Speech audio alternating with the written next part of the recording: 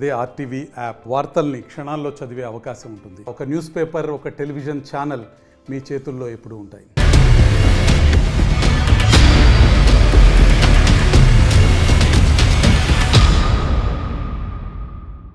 నమస్తే, welcome to leaders war. నేను సచిన్.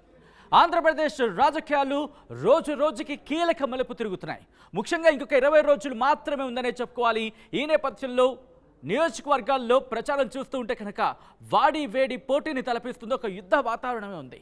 మరి ఇలాంటి పరిస్థితుల్లో నియోజకవర్గాలు ఎటువంటి సిచ్యువేషన్ ఉంది, ఎవరి విజయ అవకాశాలు ఏ విధంగా ఉన్నాయనేది మీ ముందుంచే ప్రయత్నం చేస్తాం. ఈ నేపథ్యంలో ఈరోజు మనం మాట్లాడుకుంటున్నాం ఉమ్మడి అనంతపురం జిల్లాకు సంబంధించి మరొక ఆసక్తికర నియోజకవర్గం కదరి.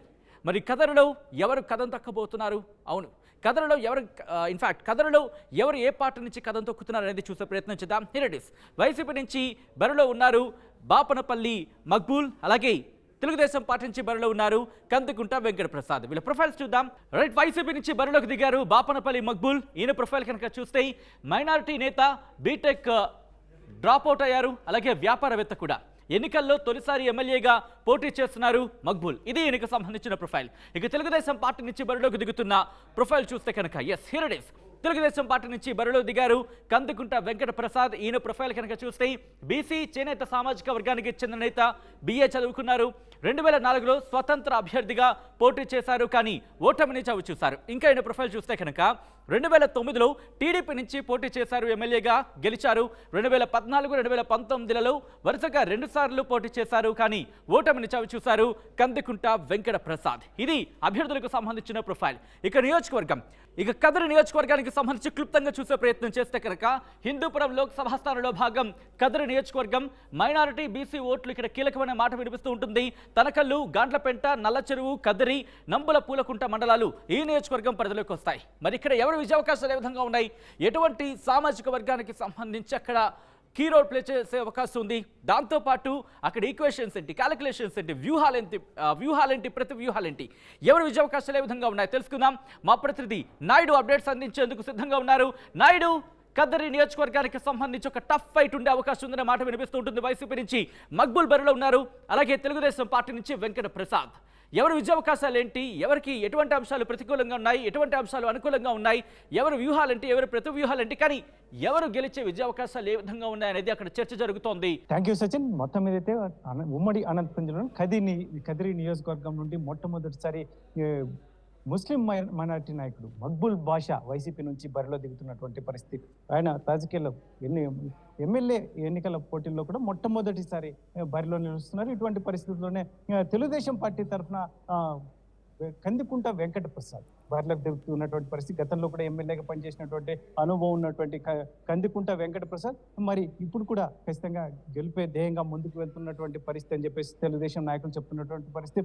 ముఖ్యంగా కందుకుంట వెంకట ప్రసాద్కి అన్ని సామాజిక వర్గాలతో ఖచ్చితంగా ఇక్కడ మంచి అవగాహన ఉంది, మంచి సత్సంబంధాలు ఉన్నాయి అని చెప్పేసి తెలుగుదేశం నాయకులు ఒకవైపు చెప్తున్నటువంటి నేపథ్యం. మరోవైపు అయితే ఇక్కడ ముస్లిం మైనార్టీలు ఓట్లు ఎక్కువగా ఉన్నటువంటి నేపథ్యంలోనే వైసీపీ అధిష్టానం ఇక్కడ మక్బూల్ బాషాకు సీటును కేటాయించిందని చెప్పేసి వైసీపీ వర్గాలు చెప్తున్నటువంటి నేపథ్యంలో ముఖ్యంగా టఫ్ ఫైట్, మంచి పోటాపోటీగా ఉండే అవకాశం ఉంది.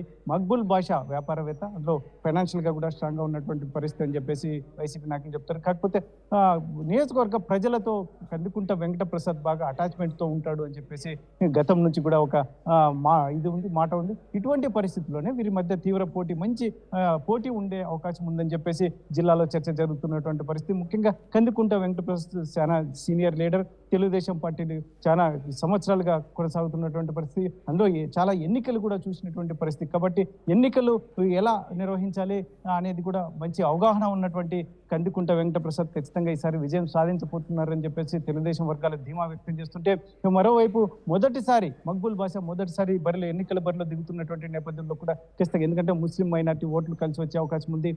ఇటువంటి పరిస్థితుల్లోనే ఖచ్చితంగా మక్బూల్ బాషా విజయం సాధిస్తాడని ఈ వైసీపీ వర్గాలు ధీమా వ్యక్తం వ్యక్తం చేస్తుంటే మరి మొత్తానికైతే మాత్రం ప్రజలు ఎటువైపు మొగ్గు చూపుతారు? ముఖ్యంగా మొట్టమొదటిసారి పోటీ చేస్తున్నటువంటి మక్బుల్ బాషా వైపు మొగ్గు చూపుతారా, లేకంటే కదిరి మాజీ ఎమ్మెల్యేగా పనిచేసినటువంటి కందికుంట వెంకటప్రసాద్ వైపు మొగ్గు చూపుతారా అనేది కాస్త వేచి చూడాల్సిన అంశం అయితే మాత్రం మొత్తం మీద అయితే మాత్రం మంచి ఉత్కంఠ పరిస్థితుల్లో ఇక్కడ చర్చ కూడా ఉంది జిల్లా వ్యాప్తంగా.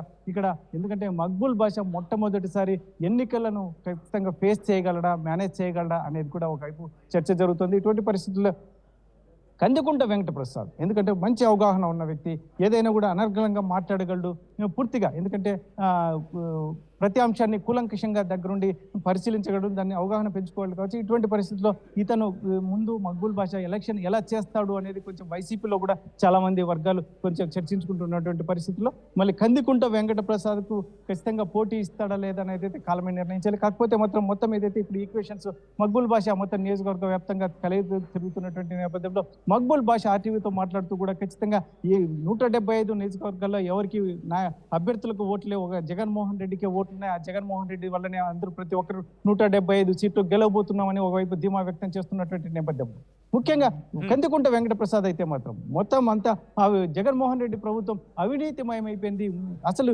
రోడ్లు కూడా వేయలేనటువంటి పరిస్థితి, రోడ్ల గుంతలు కూడా పూడ్చలేని పరిస్థితి అని చెప్పేసి కందికుంట వెంకటప్రసాద్ ఒకవైపు ఎదురు దాడి చేస్తున్నటువంటి పరిస్థితి. ఇటువంటి పరిస్థితుల్లోనే మరి ప్రజలు ఎటువైపు మొగ్గు చూపుతారనేది కాస్త టైం పట్టే మనకి, ఎందుకంటే కొన్ని రోజుల్లో తెలిసే అవకాశం ఉన్నటువంటి నేపథ్యంలో. కాకపోతే మాత్రం ఇప్పుడు మాత్రం రోజు రోజుకి ఉత్కంఠ రేపుతుంది. వీరు గ్రౌండ్ లెవెల్లో తీసుకుంటున్న నిర్ణయం, ఎత్తులు పై ఎత్తులు, ముఖ్యంగా మైనార్టీ వర్గాలు ఇక్కడ ఎటువైపు మొగ్గు చూపుతారు. అందులో మైనార్టీ వర్గాలతో కూడా కందికుంట వెంకటప్రసాద్కి మంచి సంబంధాలు ఉన్నాయని చెప్పేసి చాలా మంది చెప్తున్నటువంటి నేపథ్యంలో మరి మక్బుల్ బాషా ఎంత మేరకు మొత్తం నియోజకవర్గ వ్యాప్తంగా కలియ తిరుగుతారు, అందరినీ కలిసి వారిని తన వైపు తిప్పుకుంటారనేది కాస్త వేచి చూడాల్సిన అంశం. Sachin. Right thank you Naidu, thanks for update. So మొత్తంగా అయితే మాత్రం కథరులో టీడీపీ అలాగే వైసీపీ రెండు కూడా కథం తొక్కుతున్నాయి. ఈ నేపథ్యంలో అక్కడ ఏం జరగబోతోంది, ప్రజలు ఎవరిని తమ ఎమ్మెల్యేగా అసెంబ్లీకి పంపించబోతున్నారనేది మే 13 డిసైడ్ చేయబోతున్నారు. ఫలితాలు జూన్ 4న రాబోతున్నాయి. ఆ రోజు చూద్దాం ఎవరు అనేది.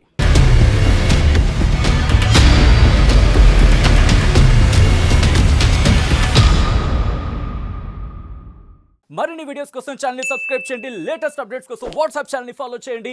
అండ్ లింక్ డిస్క్రిప్షన్ లో ఉంది.